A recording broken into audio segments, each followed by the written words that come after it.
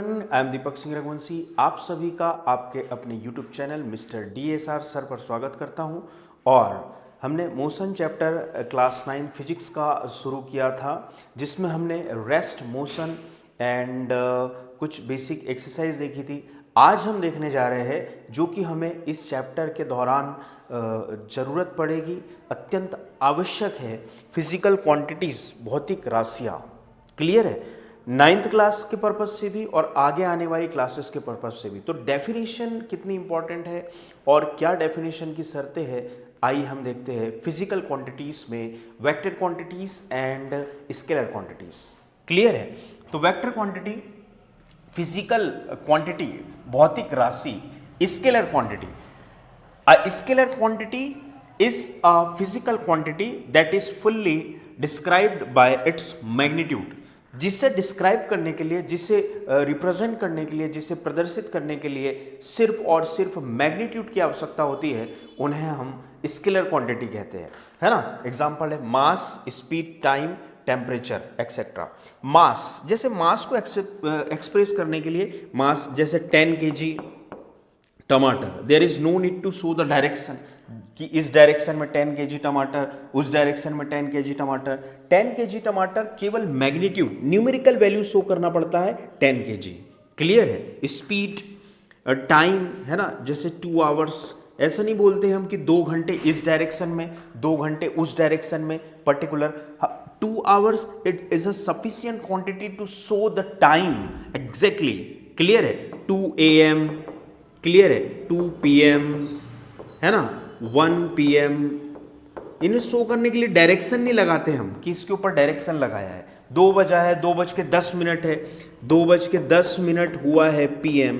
Clear है? 2:05 हुआ है AM। तो इसमें डायरेक्शन की आवश्यकता नहीं रहती, सिर्फ और सिर्फ हमें शो करना पड़ता है मैग्नीट्यूड। मैग्नीट्यूड मतलब ओनली न्यूमेरिकल वैल्यू, सिर्फ न्यूमेरिकल वैल्यू रिप्रेजेंट करना पड़ता है, जिससे हम समझ जाते कंप्लीटली। इसके अलावा कोई भी डिस्क्रिप्शन या कोई भी हमें ऐसी उसकी जानकारी देने की आवश्यकता नहीं है। ये फुल्ली कंप्लीटली उसकी इंफॉर्मेशन है कि टमाटर कितने, 10 kg, 10 किलो टमाटर है। ऐसा नहीं कि इस डायरेक्शन में पूर्व पश्चिम दिशा में, है ना, कोई पर्टिकुलर डायरेक्शन में 10 kg टमाटर, तभी वो अमाउंट पर्टिकुलर होगा। नहीं, there is no need to show the direction in this particular quantity. So हम बोल सकते हैं कि केवल और केवल मैग्नीट्यूड। मैग्नीट्यूड क्या है? मैग्नीट्यूड साइज और अमाउंट। क्लियर है? या तो उसका साइज बताएगा या अमाउंट बताएगा। क्लियर? तो इसमें हमें किसी भी प्रकार का डायरेक्शन शो करने की आवश्यकता नहीं है। जैसे मास है, स्पीड है, टाइम है, टेम्परेचर है, जैसे 100 डिग्री सेल्सियस टेम्परेचर है, बस ये सफिशियंट है टेम्परेचर का अमाउंट शो करने के लिए। इसलिए ये जो है स्केलर क्वांटिटी है, केवल मैग्नीट्यूड। क्या चाहिए हमें? केवल मैग्नीट्यूड। आई होप आपको स्केलर क्वांटिटी समझ में आया होगा। दूसरा है वेक्टर क्वांटिटीज। वेक्टर क्वांटिटी ऐसी क्वांटिटी जिसके साथ मैग्नीट्यूड तो आवश्यक है ही है, साथ में डायरेक्शन बताने की भी आवश्यकता है। क्लियर है? साथ ही साथ डायरेक्शन बताने की भी आवश्यकता है। क्लियर है? अच्छा, जैसे अ फिजिकल क्वांटिटी, ऐसी physical quantity that is described by both magnitude, जो कि साइज और अमाउंट शो करता है। मैग्नीट्यूड क्या? साइज और अमाउंट शो करता है, उसे हम क्या बोलेंगे? मैग्नीट्यूड।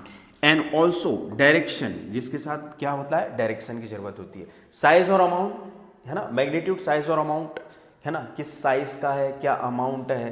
क्लियर है? लीटर, केजी, ठीक है। एंड डायरेक्शन, जिसके साथ मैग्नीट्यूड्स के साथ साथ हमें डायरेक्शन बताने की आवश्यकता होती है, उन ऐसी क्वांटिटीज को बोलते हैं हम वेक्टर क्वांटिटी। जैसे velocity, acceleration and force also. Clear? जैसे हमने फोर्स लगाया 10 न्यूटन, किस डायरेक्शन में लगाया और उसके कारण कहाँ चेंज हुआ, है ना, जो ऑब्जेक्ट है किस डायरेक्शन में डिस्प्लेस हुआ, ये नेसेसरी है। इसलिए फोर्स जो क्वांटिटी है वो वेक्टर क्वांटिटी है, जिसके साथ हमें, जैसे 10 न्यूटन का फोर्स हमने लगाया, है ना, 10 न्यूटन का फोर्स लगाया, एक पर्टिकुलर डायरेक्शन शो करना पड़ता है कि किस डायरेक्शन में लगाया और जो ऑब्जेक्ट है किस डायरेक्शन में डिस्प्लेस हुआ।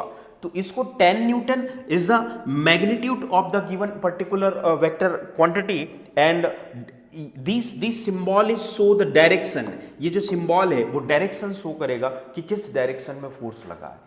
एक्सेलरेशन ऑल्सो वेक्टर क्वांटिटी, क्योंकि acceleration rate of change of the velocity, जो हम आगे देखने वाले हैं, the rate of change of velocity, और वेलोसिटी ऑलरेडी वेक्टर क्वांटिटी है, क्योंकि वेलोसिटी के न्यूमरेटर में डिस्प्लेसमेंट है और डिस्प्लेसमेंट ऑलरेडी वेक्टर क्वांटिटी है। ये बारी बारी से हम देखेंगे, लेकिन स्केलर वेक्टर क्वांटिटीज यहां समझना इसलिए इंपॉर्टेंट है कि आगे आने वाले टॉपिक्स में डेफिनेशन में इनका जिक्र होगा, तो हमें एकदम क्लियर होना चाहिए कि वेक्टर क्वांटिटी क्या है, स्केलर क्वांटिटी क्या है। Vector quantity magnitude and direction, जिसको शो करने के लिए क्या चाहिए, मैग्नीट्यूड एंड डायरेक्शन। अब बात करते हैं कि डायरेक्ट मैग्नीट्यूड सफिशिएंट नहीं था, किसी भी चीज को शो करने के लिए डायरेक्शन की क्या आवश्यकता पड़ी। क्लियर। अब जैसे मान लो डायरेक्शन की आवश्यकता क्यों पड़ी, जैसे मान लो हमें किसी चीज का एड्रेस बताना है, या कोई पुराना आदमी सोना रख के चला गया और उन्होंने सिंबल बताया कि एक पेड़ है घर के पीछे, वहां हमने 10 मीटर की रेंज में 10 मीटर की रेंज में 10 मीटर की रेडियस में 10 मीटर की त्रिज्या में सोना गाड़ा हुआ है। उस पेड़ के 10 मीटर की त्रिज्या में रेडियस में हमने सोना गाड़ा हुआ है, तो आपको 10 मीटर का पूरा सर्कल खोदना पड़ेगा। लेकिन यदि वो डायरेक्शन बता दे कि पेड़ के 10 मीटर की रेडियस में सोना गड़ा हुआ है, जैसे मान लो ये पेड़ है, ठीक है, ये पेड़ है, क्लियर, इसकी 10 मीटर की रेडियस में सोना गड़ा हुआ है, तो ये 10 मीटर की रेडियस पूरी खोदनी पड़ेगी। लेकिन वो बता दे कि 10 मीटर की रेडियस में जिस तरफ मंदिर है उस डायरेक्शन में सोना गड़ा हुआ है, तो बहुत आसानी हो जाएगी खोदने में और सोना आसानी से मिल जाएगा। इसीलिए किन्हीं क्वांटिटी को शो करने के लिए मैग्नीट्यूड के साथ डायरेक्शन की आवश्यकता होती है, और डायरेक्शन के साथ हम आसानी से उस क्वांटिटी के बारे में जानकारी प्राप्त हो जाती है और हमें थोड़ी सहूलियत हो जाती है। इसीलिए डायरेक्शन की आवश्यकता पड़ती है ना। जो वेक्टर क्वांटिटीज है उसमें मैग्नीट्यूड के साथ साथ हमें डायरेक्शन की आवश्यकता पड़ती है। क्लियर है।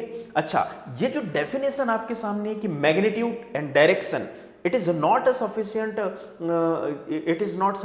to show the vector quantity and describe the vector quantity.